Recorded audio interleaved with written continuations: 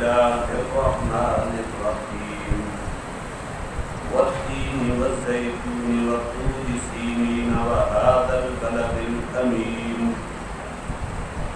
لقد خلقنا الإنسان في أحسن تقويم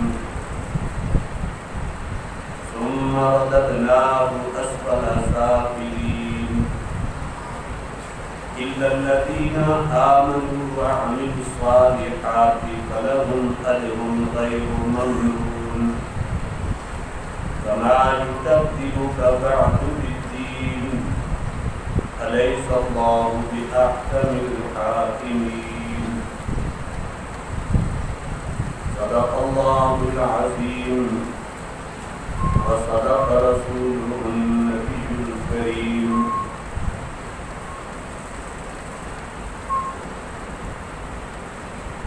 محترم علماء کرام طلباء اعزام، عیسائیت کے موضوع پر آج آپ کا یہ دوسرا سبق ہے۔ پہلے سبق میں آپ نے قرآن مجید سے پہلے نازل ہونے والی کتابوں کے بارے میں بحوالہ قرآن سنا۔ آج کے سبق میں آپ عیسائیت اور یہودیت کی مختصر تاریخ کے بارے میں سنیں گے، کیونکہ جب تک کسی قوم کی بود و باش، اس قوم کا جغرافیہ تاریخ معلوم نہ ہو، تب تک اس قوم کے نظریات کے متعلق آدمی صحیح طور پر نہیں جان سکتا۔ سب سے پہلے تو قرآن نے اختصار کے ساتھ ضرورت کے مطابق انسانیت کی تاریخ کا ذکر کیا ہے، جنت الفردوس سے لے کر روئے زمین تک مختلف مراحل یہ بیان کیے گئے۔ کیونکہ قرآن تاریخ کی کتاب نہیں ہے، اگر تاریخ کی کسی چیز کو قرآن نے بیان کیا تو ضرورت کے مطابق جتنی ضرورت ہوئی اتنا بیان کر دیا۔ پھر ضروری نہیں کہ قرآن تسلسل کے ساتھ بیان کرے، جہاں جس چیز کی ضرورت پڑی اس کو بیان کر دیا۔ اب یہ جو سورہ مبارکہ میں نے تلاوت کی ہے، اس میں انسانیت کی پوری تاریخ حضرت آدم علیہ السلام سے لے کر حضور نبی کریم صلی اللہ علیہ وسلم تک اجمالی طور پر بیان کر دی۔ والتین، انجیر کی قسم۔ تین کس کو کہتے ہیں؟ انجیر۔ ظاہر ہے انجیر درخت ہے۔ اللہ تبارک و تعالی نے کون سے انجیر کے درخت کی قسم اٹھائی؟ اس بارے میں تفسیر قرآن نے بیان کی ہے کہ حضرت آدم علیہ السلام اور حضرت حوا علیہ السلام، اللہ رب العزت نے جب آدم کو تخلیق کیا تو کہاں رکھا؟ جنت میں۔ یا آدم اسکن انت وزوجک الجنہ، کہ آدم تو اور تیری بیوی جنت میں ٹھہرو، وَكُلَا مِنْهَا رَغَدًا حَيْثُ شِئْتُمَا، اور وہاں جنت سے جہاں جہاں سے تم چاہو کھاؤ، وَلَا تَقْرَبَا هَٰذِهِ الشَّجَرَةَ، اس درخت کے قریب نہ جانا، فَتَكُونَا مِنَ الظَّالِمِينَ، تم دونوں ظالموں میں سے ہو جاؤ۔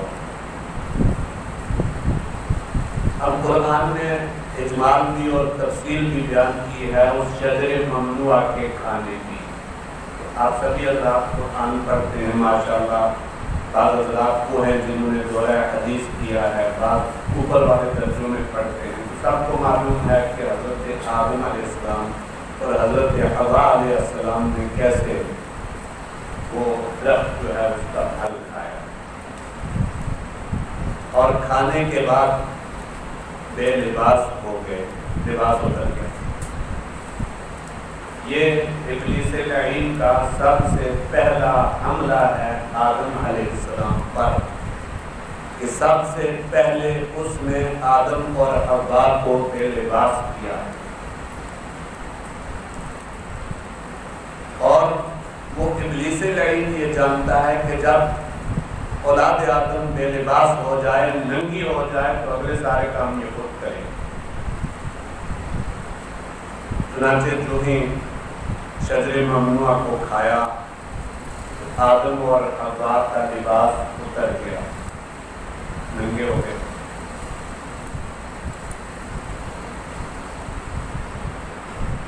ایک دوسرے کے شرمگاہوں کو دیکھا،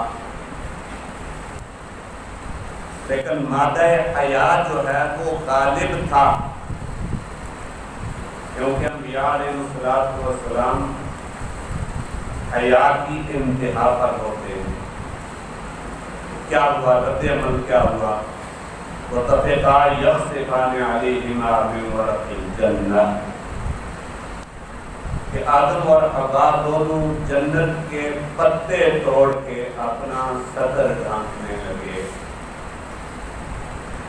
اور وہ پتے کس درخت کے تھے؟ والتین، انجیر کے درخت کے۔ گویا کہ والتین کہہ کے اللہ تبارک و تعالی نے آدم اور حوا کا جنت کا دور جب لباس اترے تھے اور انہوں نے پتے توڑ کے اپنا تن ڈھانپنا چاہا تھا، والتین میں اللہ تبارک و تعالی نے اس دور کو بیان کیا۔ اب اس کے بعد رب الجلال نے آدم اور حوا کو جنت سے نکالا، روئے زمین پر بھیجا۔ 40 سال تک آدم اور حوا ایک دوسرے سے جدا رہے، ایک مغرب میں ایک مشرق میں۔ ربنا ظلمنا انفسنا وَإِن لَّمْ تَغْفِرْ لَنَا وَتَرْحَمْنَا لَنَكُونَنَّ مِنَ الْخَاسِرِينَ کہہ کے روتے رہے۔ آخر رب الجلال نے مکہ مکرمہ میدان عرفات میں دونوں کا ملاپ کرایا۔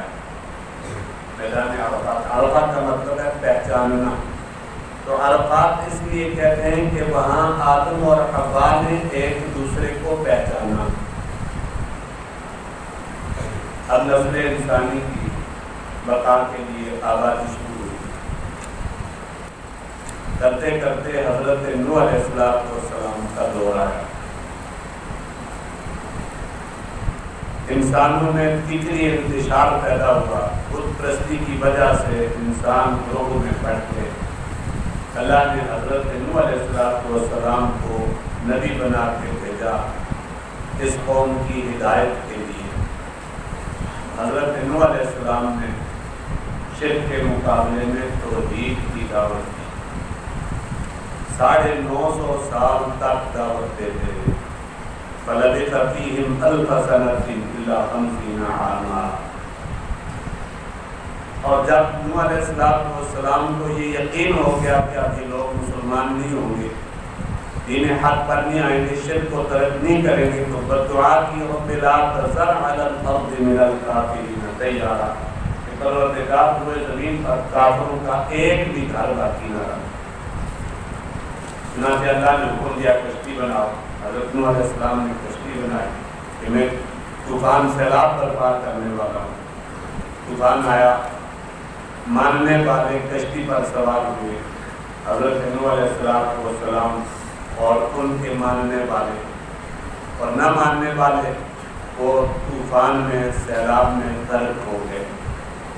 और कुछ अरसे के बाद वो कश्ती, बाद में रिवायात में बताया 6 महीनों के बाद वो कश्ती जूदी पहाड़ पर टिकी। बाइबल ने इसको कोहे अरारात कहा है और कुरान ने वस्तवत अलल जूदी, वो कश्ती जूदी पहाड़ पर आके टिकी। और बाइबल में इसको कोहे अरारात, तुर्की और इटली के दरमियान है ये पहाड़। तो हजरत नूह अलैहिस्सलाम ने एक परिंदे को कश्ती में से उड़ाया। ये परिंदा जैतून की टहनी अपनी चोंच में लेके वापस आया, सब्ज़ टहनी।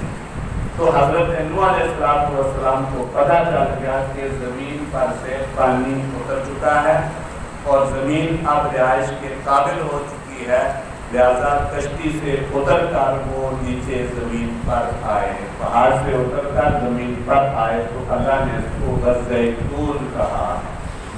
दीन के अंदर वो जन्नत वाला दौर और ज़ैतून के अंदर हजरत नूह अलैहिस्सलाम का दौर, जिन्हें तारीख में आदम सानी कहा जाता है। कि हजरत नूह अलैहिस्सलाम के साथ जितने लोग सवार थे कश्ती में 70 या 72 आदमी, जबकि बाद दीगरे वफात पाते रहे। सिर्फ 3 बेटे हजरत नूह अलैहिस्सलाम के, हाम, साम और याफिस। इन तीनों से आगे नस्ल चली।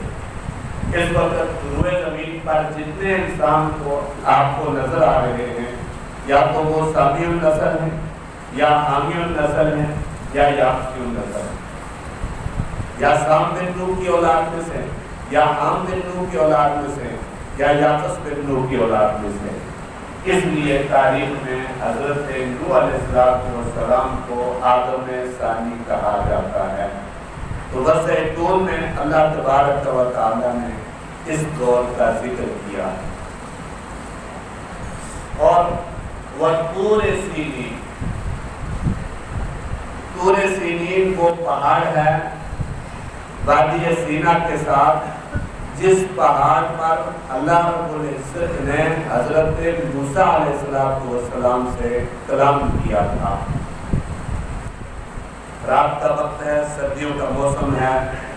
मदियन से अपने अहल व अयाल के साथ और माल के साथ हजरत मूसा वापस आ रहे हैं।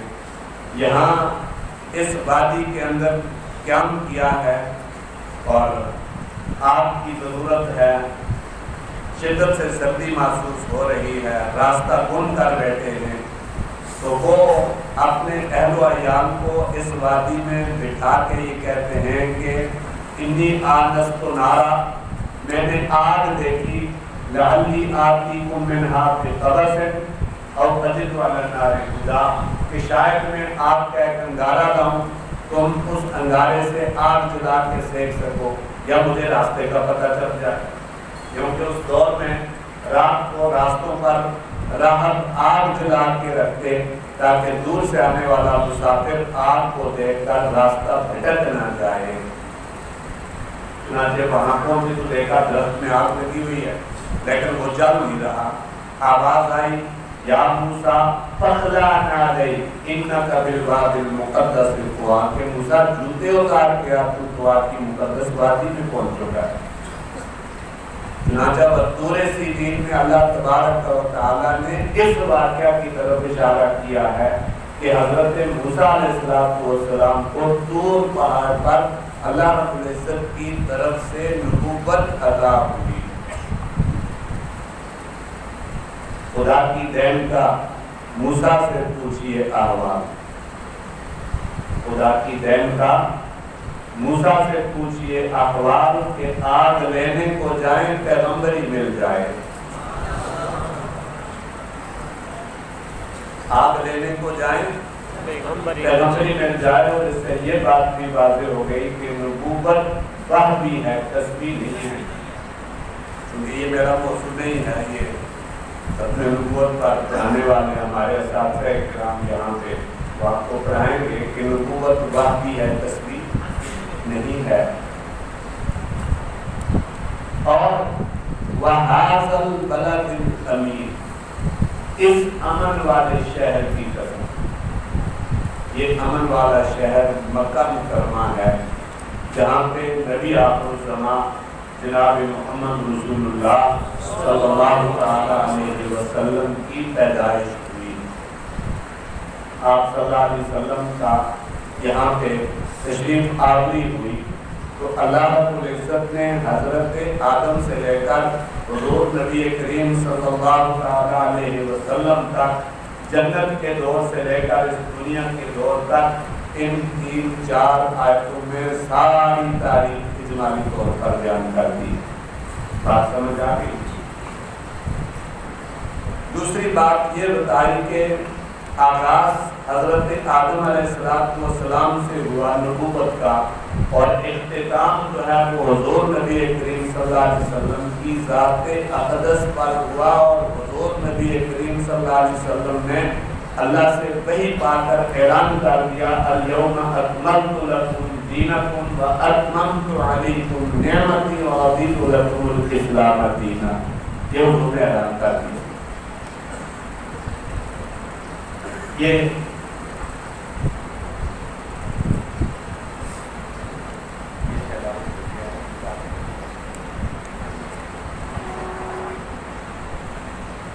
اب یہ پوری انسانیت کی تاریخ کی ایک جھلک تھی۔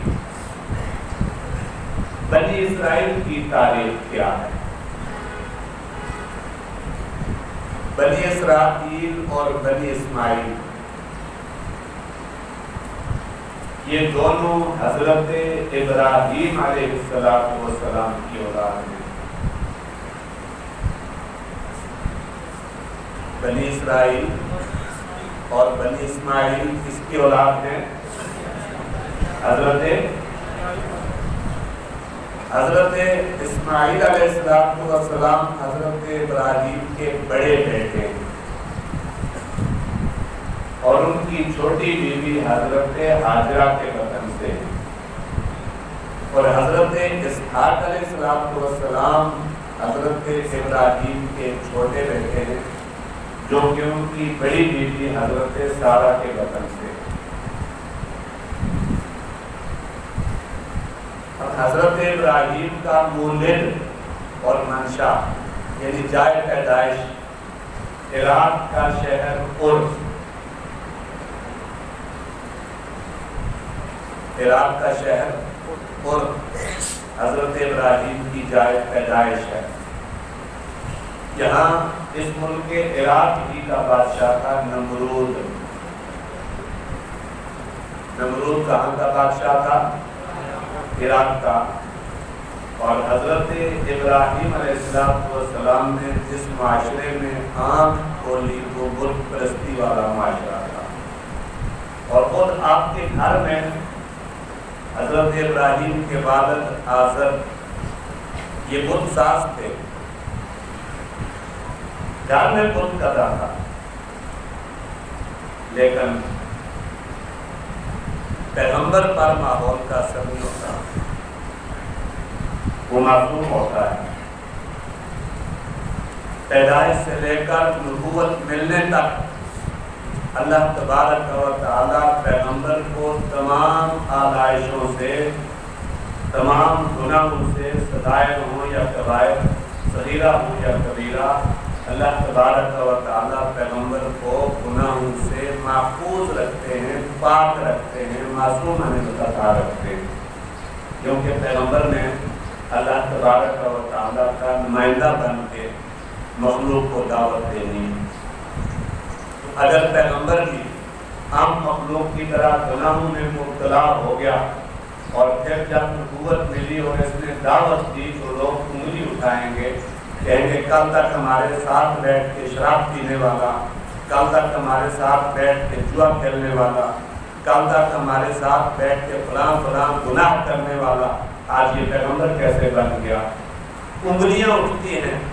اللہ تبارک و تعالیٰ کو یہ گوارا نہیں کہ میرا نمائندہ ہو، میرا نبی ہو، میرا پیغمبر ہو، اس کی طرف کسی بدبخت انسان کی انگلی اٹھے اور یوں اشارہ کرے کہ تو نے فلاں گناہ کیا ہے، یہ اللہ کو گوارا نہیں۔ اس لیے پیغمبر کو اللہ تبارک و تعالیٰ جتنا گندا معاشرہ کیوں نہ ہو، اس میں اللہ پاک پیغمبر کو معصوم رکھتے ہیں۔ تو گھر کے اندر بت پرستی کا رواج ہے۔ رب الجلال نے حضرت ابراہیم علیہ السلام کو بت پرستی سے محفوظ رکھا، معصوم رکھا۔ بت پرستی کی نفرت اللہ نے آپ کے دل میں پھیلا دی۔ اسی لیے جب ہوش والا کو دیکھتے ہیں گھر میں بتوں کی رہے پہلے تو پوچھتے ہیں کہ ابا جان ماں سے تماثیل التی انتم لہا عاکفون، یہ کیا مورتیاں ہیں جو جن کا تم اعتکاف کرتے ہو، جن کی تم عبادت کرتے ہو، یہ کیا ہے آپ؟ اب باپ جو ہے وہ کہتا ہے کہ یہ ہمارے دیوتا ہیں، یہ ہمارے خدا ہیں، یہ ہمارے خدا ہیں۔ تو حضرت ابراہیم علیہ السلام نہیں مانتے ہیں، دلیل سے بات کرو۔ اور دلیل میں سارے کے سارے سمیت بادشاہ کے حضرت ابراہیم علیہ السلام کے سامنے فیل ہو جاتی ہیں، ان کی تمام دلائل ختم ہو جاتے ہیں، تو وہ تشدد پہ اتر آتے ہیں۔ اور یہ حضرت سے طریق مخالف کا دستور رہا ہے کہ جب وہ دلیل کی بات نہ کر سکے تو تشدد پہ اتر آتا ہے۔ چنانچہ حضرت ابراہیم علیہ السلام کو آگ میں ڈالا گیا، اس پاداش میں کہ انہوں نے بتوں کو توڑا۔ کہنے لگے کہ یہ سنیں یا نہ سنیں، بات کریں یا نہ کریں، ہمیں نفع نقصان دیں یا نہ دیں، وَانْصُرُوا آلِهَتَكُمْ۔ نمرود نے کہا اپنے خداؤں کی مدد کرو، ابراہیم کو آگ میں ڈال دو۔ اس نے ہمارے خداؤں کا یہ ستیہ ناش کیوں کیا ہے؟ چنانچہ آگ میں ڈالا گیا۔ اللہ رب العزت نے آگ کو گلزار بنا دیا، حضرت ابراہیم علیہ السلام کو آگ سے زندہ سلامت نکالا۔ اب بادشاہ وقت کو یہ گوارا نہیں ہے کہ میرا دشمن ہو اور وہ آگ سے نہ جلے تو اس ملک میں رہے، چنانچہ جلا وطن کر دیا گیا۔ آپ کی بیوی حضرت سارہ اور آپ کے بھتیجے حضرت لوط آپ کے ہمراہ یہاں سے نکلے۔ مصر کا واقعہ آپ کے سامنے ہے۔ وہاں سے نکلے کنعان کی طرف، یہ موجودہ ملک شام فلسطین جو ہے اس کا پرانا نام کنعان ہے۔ اللہ نے وہ زمین عطا کر دی۔ اب مصر کے بادشاہ نے حضرت ہاجرہ حضرت سارہ کو بطور لونڈی کے عطا کی تھی۔ جب حضرت سارہ بوڑھی ہو گئی، اولاد نہیں ہے، حضرت ابراہیم بڑھاپے کی طرف جا رہے ہیں، اولاد نہیں ہے، تو انہوں نے حضرت ہاجرہ کو آزاد کر کے حضرت ابراہیم کے نکاح میں دے دیا، چلو مجھ سے اولاد نہیں ہوئی، ان سے ہی ہو جائے۔ چنانچہ اللہ نے بیٹا دیا۔ اس وقت حضرت ہاجرہ کی عمر 64 سال اور حضرت ابراہیم علیہ السلام کی عمر 84 برس کی تھی جب حضرت اسماعیل پیدا ہوئے۔ اور پیدا ہوتے ہی حکم ہوا کہ اس بچے کو اور اس کی ماں کو فلاں ریگستان میں بے آب و گیا وادی میں چھوڑ کر آؤ۔ چنانچہ حضرت ابراہیم علیہ السلام وہاں ملک شام سے کنعان سے چلے، اونٹ پر سامان لادا، بیوی بچے کو لیا، اور جہاں آج کل کعبۃ اللہ ہے یہاں اس کے ساتھ ڈھونڈا ڈال کے واپس جانے لگے تو حضرت ہاجرہ نے اونٹ کی مہار پکڑ لی کہ ہمیں کس کے سہارے چھوڑتے جا رہے ہیں؟ حضرت ابراہیم علیہ السلام نہیں بولتے جا رہے، یہ بھی ساتھ ساتھ چل رہے ہیں۔ اور جب وہ مکہ کی حدود سے نکلنے لگے تو حضرت ہاجرہ نے کہا کیا اللہ کا حکم ہے؟ تو حضرت ابراہیم زبان سے نہیں بولے بلکہ یوں سا بتایا کہ ہاں۔ تو حضرت ہاجرہ کہنے لگی جب اللہ کا حکم ہے تو اللہ پاک ہمیں ضائع نہیں کرے۔ چنانچہ اس کے بعد دیکھیں پانی ختم ہو گیا تو حضرت ہاجرہ پانی کی تلاش میں کوئی صفا پہ چڑھی، وہاں سے دوڑ لگائی مروہ پہ، وہاں سے واپس صفا پہ، اور جہاں زمزم کا کنواں تھا وہاں پہ حضرت اسماعیل کو چھوڑا، اور جب آخری چکر تھا تو کیا دیکھتی ہیں کہ نیچے جہاں بچہ چھوڑا تھا وہاں پہ جنگلی جانور جمع ہو گئے ہیں، روئی پیٹی کہ اللہ میرا بچہ جو ہے اس کو جانور کھا گئے۔ جب آئی وہاں پہ پہنچی تو دیکھا کہ جہاں ایڑیاں لگی ہیں حضرت اسماعیل کی وہاں سے پانی کے فوارے پھوٹ پڑے۔ ان کی جو حریم بنائی، حریم جانتے ہو کنواں جو ہوتا ہے نا، اس کو جب یوں ڈھکا لگاتے ہیں تاکہ تو اس کے وہ باڑ لگاتے ہیں، اس کو حریم کہتے ہیں، اور عبرانی زبان میں بولی زمزم رک جا۔ زمزم کا اردو میں ہماری زبان میں ترجمہ کیا ہے؟ رک جا۔ چنانچہ جتنا پانی باہر آیا تھا وہیں رک گیا، اور وہ جانور تو دیکھتی ہیں وہ پانی پینے کے لیے جمع ہو، اللہ نے پانی دے دیا۔ اب قبیلہ بنو جرہم جو عرب کے دور دراز علاقوں میں رہتا تھا، اس میں وہ وہاں سے گزر رہا تھا، قافلہ کو دیکھا یہاں پانی ہے، تو انہوں نے مائی صاحبہ سے اجازت طلب کی کہ اگر آپ اجازت دیں تو ہم یہاں پہ اپنے جھونپڑے بنا لیں۔ انہوں نے جھونپڑے بنائے۔ حضرت اسماعیل علیہ السلام جوان ہوئے، قربانی کا واقعہ پیش آیا، یہ سب آپ جانتے ہیں۔ تو قبیلہ بنو جرہم میں جن کی زبان سریانی تھی، کون سی زبان تھی؟ سریانی زبان۔ اس قبیلہ بنو جرہم میں حضرت اسماعیل کی شادی ہوئی، ایک شادی ہوئی، پھر دوسری شادی ہوئی۔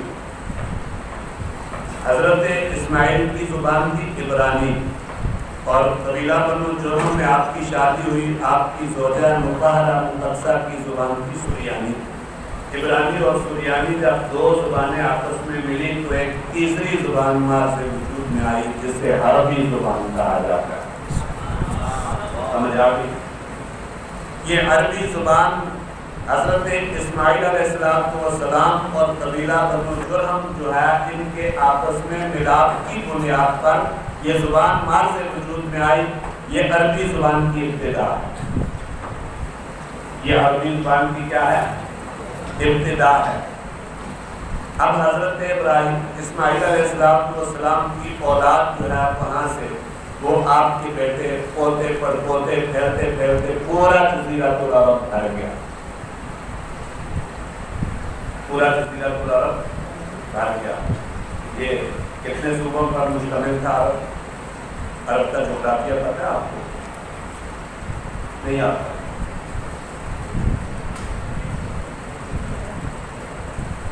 وہ پیچھے ایک ساتھ کہتا ہے مجھے پتا ہے، اللہ کرے صاحب کو پتا ہو۔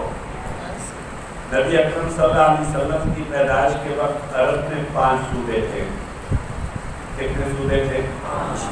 تہامہ، نجد، عروض، حجاز اور یمن۔ کتنے صوبے ہوئے؟ تہامہ، نجد، عروض، حجاز اور یمن۔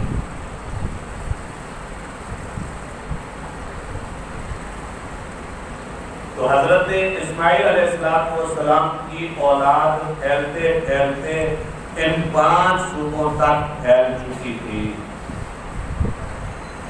اور ان سب کی زبان کیا تھی؟ عربی۔ سب کی زبان کیا تھی؟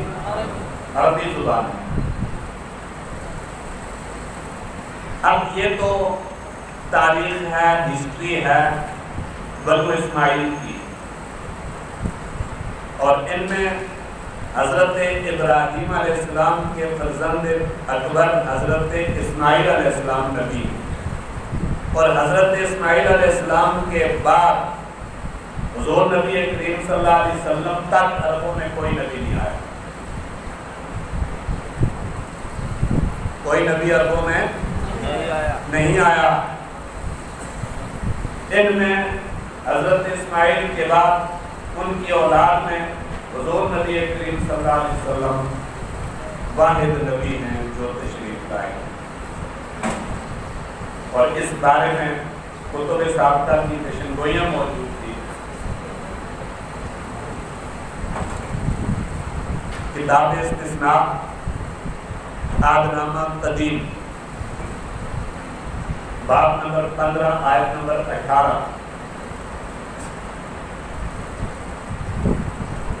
حضرت موسیٰ علیہ السلام کہتے ہیں کہ خداوند تعالیٰ تمہارے بھائیوں میں مجھ جیسا نبی برپا کرے گا اور اپنا کلام اس کے منہ میں ڈالے گا۔ یہ کتاب استثناء کی عبارت ہے۔ باب نمبر 15 آیت نمبر 18۔ خداوند تعالیٰ تمہارے بھائیوں میں، یہ بنی اسرائیل سے حضرت موسیٰ علیہ السلام مخاطب ہے، اور کیا کہہ رہے ہیں کہ خداوند تعالیٰ تمہارے بھائیوں میں۔ اب اسرائیلیوں کے بھائی کون ہیں؟ بنو اسماعیل ہیں نا۔ بنی اسرائیل کے بھائی کون ہیں؟ بنو اسماعیل۔ تو حضرت موسیٰ علیہ السلام کیا کہتے ہیں؟ خداوند تعالیٰ تمہارے بھائیوں میں مجھ جیسا نبی برپا کرے گا اور اپنا کلام اس کے منہ میں ڈالے گا۔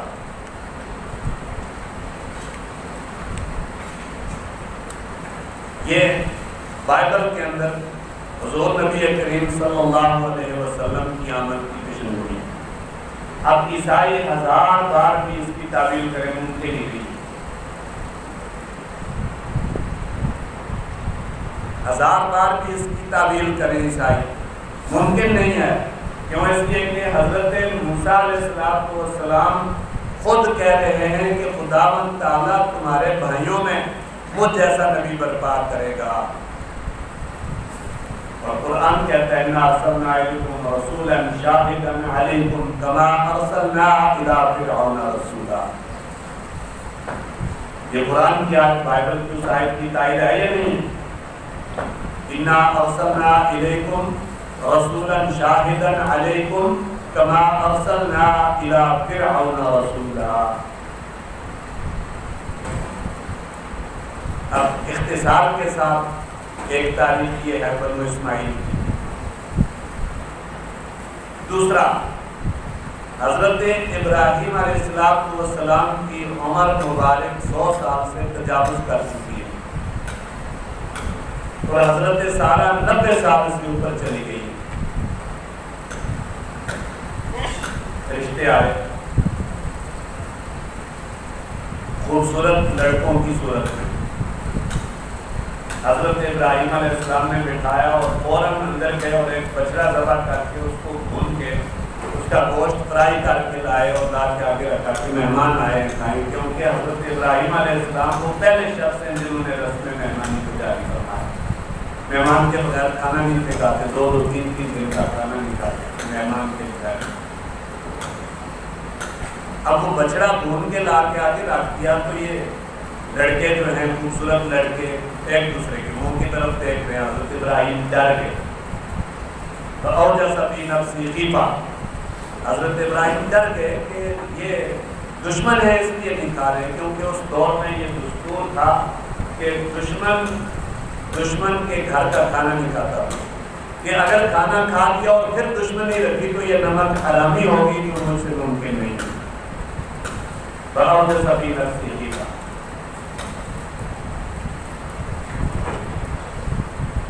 قالوا لا تخف انا ارسلنا الى قوم لوط۔ یہ نہ کہ ابراہیم ڈریے نہیں، ہم فرشتے ہیں، ہم کھاتے نہیں، ہمیں لوط کی قوم کی طرف بھیجا گیا ہے ان پر عذاب نازل کرنے کے لیے۔ اللہ نے کہا تھا کہ جاتے جاتے ابراہیم کو بیٹے کی خوشخبری دے جانا۔ حضرت سارہ دہلیز پہ کھڑی ہے، اور جب وہ سنتی ہیں کہ مجھے بیٹا ہوگا، فبشرناہ بغلام علیم۔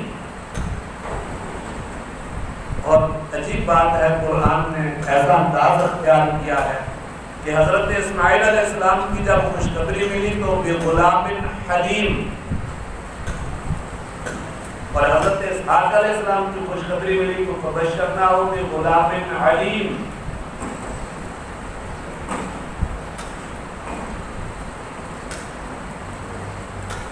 فسکت وجہہا، حضرت سارہ نے اپنا یوں چہرہ پیٹ کیا کہ ہاں آئے اس عمر میں، انا عجوز وہذا بالی شیخا، میں بڑھیا ہو چکی ہوں، بانجھ ہوں، جوانی میں اولاد نہیں ہوئی، جب آدمی اولاد جننے کی عورت قابل ہوتی ہے اس وقت اولاد نہیں ہوئی، اولاد میں بوڑھی بھی اور بانج بھی، وہذا بالی شیخہ، اور یہ میرا خاوند بوڑھا ہو چکا ہے، ابھی تو کیا اب اس حال میں بچہ جنوں گی؟ فرشتوں نے کہا ہاں، آپ کا رب یہ کہتا ہے کہ وہ ہر چیز پر قادر ہے، اس حال میں تجھے بچہ ہو۔ چنانچہ اللہ نے بیٹا عطا کیا، اور یہ حضرت اسماعیل علیہ السلام کی قربانی کے واقعہ کی بعد کی بات ہے۔ بائبل میں بھی لکھا ہے کہ اکلوتے کی قربانی ہوئی، اکلوتے حضرت اسماعیل علیہ السلام کے، نہ کہ حضرت اسحاق علیہ السلام۔ فبشرناہ باسحاق نبیا من الصالحین، ہم نے اس کو خوشخبری دی اسحاق نبی کی، وہ نیکوکاروں میں سے ہوں۔ اب حضرت اسحاق علیہ السلام کو اللہ تبارک و تعالیٰ نے دو بیٹے عطا کیے، یہ دونوں جڑواں تھے، پہلے حضرت عیس پیدا ہوئے، پھر حضرت یعقوب علیہ السلام پیدا ہوئے۔ نبوت اللہ نے حضرت یعقوب کو عطا کی۔ اب بائبل کے اندر جو نبوت ملنے کا قصہ لکھا ہے وہ عجیب و غریب قصہ ہے، من گھڑت قصہ ہے، اور یہ کہ پیغمبر کی شان کے خلاف ہے، کیوں اس سے دھوکہ، دنگا اور فساد نکلتا ہے، جبکہ پیغمبر کبھی دھوکہ نہیں دیتا۔ یعقوب علیہ السلام کو اللہ نے 12 بیٹے عطا کیے۔ کتنے بیٹے؟ جن میں بڑا بیٹا جو ہے حضرت یہودا نام ہے، اور سب سے چھوٹا بنیامین ہے۔ حضرت یوسف اور حضرت بنیامین یہ ایک ماں کے بطن سے، اور باقی 10 میں سے 4 بیٹے ایک ماں کے بطن سے، اور 6 بیٹے 2 لونڈیوں کے بطن سے، یہ کل 12 بنتے ہیں۔ ہر بیٹے سے ایک نسل چلی، ایک قبیلہ بنا۔ ان 12 قبائل کو بنی اسرائیل کہا جاتا ہے۔ ان 12 قبائل کو اسرائیل حضرت یعقوب علیہ السلام کا لقب ہے۔ اسراء بمعنی عبد، ایل بمعنی اللہ۔ اسراء بمعنی عبد اور ایل بمعنی اللہ، کیا بنا؟ عبد اللہ، اللہ کا بندہ۔ ہی حضرت یعقوب علیہ السلام کا لقب تھا۔ حضرت یعقوب علیہ السلام کا لقب کیا تھا؟ اسرائیل۔ اور ان کی اولاد جتنے قبائل بنے ان سب کو بنی اسرائیل کہا گیا، بنو اسرائیل یا بنی اسرائیل، اور انہیں کو یہودی بھی کہا گیا۔ کیوں؟ بڑا بیٹا یہودا تھا، اس کی طرف نسبت کرتے ہوئے سب کو یہودی بھی کہا۔ بات سمجھ آ رہی ہے؟ اب یہ کنعان سے مصر کیسے آئے؟ قرآن پاک میں سورہ یوسف کے اندر پوری تفصیل موجود ہے، پوری تفصیل۔ یوسف علیہ السلام نے خواب دیکھا، 11 ستارے سورج اور چاند سجدہ کر رہے ہیں۔ حضرت یعقوب نے کہا کہ بیٹے یہ خواب بھائیوں کو نہیں بتانا، وہ تیرے ساتھ ضد اور حسد کی وجہ سے تجھے نقصان پہنچائیں گے۔ لیکن رابطہ نکل گیا۔ بھائیوں نے دیکھ لیا کہ باپ یوسف کو زیادہ چاہتا ہے، ہم کماؤ پوت ہیں، ہمیں کوئی پوچھتا نہیں، یوسف جو ابھی کمانے کے قابل نہیں، اس سے باپ کا پیار ہے، تو حسد کیا۔ اور حسد میں آ کر یوسف علیہ السلام کو ٹھکانے لگانے کی سوچی، مشورہ ہوا، مشورے میں بعد میں کہا قتل کر دیا جائے، اور یہ کہ باپ کی توجہ جب یوسف نہ رہے گا تمہاری طرف ہو جائے گی۔ تو یہودا نے کہا کہ نہیں، کنویں میں ڈالا جائے، کوئی قافلہ والے آئیں گے، لے جائیں گے، ہماری جان چھوٹ جائے گی۔ چنانچہ کنویں میں ڈالنے کا فیصلہ ہوا، یوسف علیہ السلام کو کنویں میں ڈالا گیا، وہاں سے قافلے والوں نے نکالا، بھائیوں نے قافلے والوں پر فروخت کر دیا، وہ لے کے مصر آئے، مصر کے بازار میں بکے، عزیز مصر نے خریدا، گھر لے گیا، وہاں پہ ان کی اولاد نہیں تھی، بیوی سے کہنے لگا کہ ہم اس کو بیٹا بنائیں گے، یہ ہمیں نفع دے گا بڑا ہو کے۔ اور جوان ہونے کے بعد پھر وہ اس عزیز مصر کی بیوی کا واقعہ پیش آیا، انہوں نے جیل میں ڈالا، پھر جیل سے وہ پاک صاف ہو کر باہر نکلے، کیونکہ پیغمبر تھے، صاف ستھرے تھے اور وزیر خزانہ بنائے گئے۔ پھر کرتے کرتے مصر کی بادشاہت ملی تو انہوں نے اپنے خاندان کو کنعان سے مصر بلا لی۔ بائبل میں لکھا ہے کہ یہ کل 62 افراد تھے جو کنعان سے مصر آئے۔ اب مصر کے اندر جو ہے ان کی حکومت چلتی رہی تا وقتے کہ ان اسرائیلیوں نے ظلم و ستم شروع کیے تو قبطی قوم جو یہاں کے اصل باشندے تھے انہوں نے ان کے خلاف محاذ کرم کر کے ان سے آزادی حاصل کی اور خود بادشاہ بن کے ان کو غلام بنا لیا۔ اب یہ قبطیوں کی غلامی میں چلے گئے، انہوں نے اپنے بادشاہ کا لقب فرعون رکھا۔ فرعونہ آتے گئے حتیٰ کہ وہ فرعون جس کا نام رعیمیس تھا، وہ فرعون جو ہے مصر کا بادشاہ بنا تو اس نے ان کے لڑکوں کو قتل کرنا شروع کر دیا، بنی اسرائیل کے لڑکوں کو قتل کرنا شروع کر دیا۔ اسی اثناء میں حضرت موسیٰ علیہ السلام کی پیدائش، پھر حضرت موسیٰ علیہ السلام کا بنی اسرائیل کی قیادت کرنا، پھر بنی اسرائیل کو فرعون کی غلامی سے راتوں رات لے کے نکلنا، پھر دریائے نیل کو پار کر کے آگے بڑھتی سینا میں 40 سال تک رہنا اور وہاں سے ارض مقدس فلسطین میں داخل ہونا، یہ بنی اسرائیل کی ہسٹری ہے۔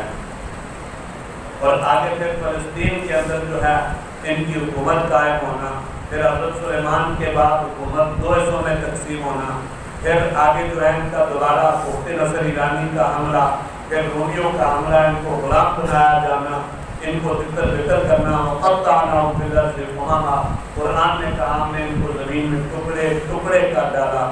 یہ بنی اسرائیل کی مختصر سی تاریخ جو آپ نے سنی۔ اب یہ پس منظر اگر آپ کے ذہن میں ہوگا تو ان کو سمجھنا جو ہے وہ آپ کے لیے آسان ہو جائے گا۔ انشاءاللہ اگلے سبق میں پوری بات چلے گی۔ اب تاریخ سمجھ میں آ گئی نا، گھنٹی بات چکی ہے، کھانا لگ چکا ہے، دیکھ کے کہ کھانا لگ چکا ہے تو پھر دسترخوان پہ جانا ہے۔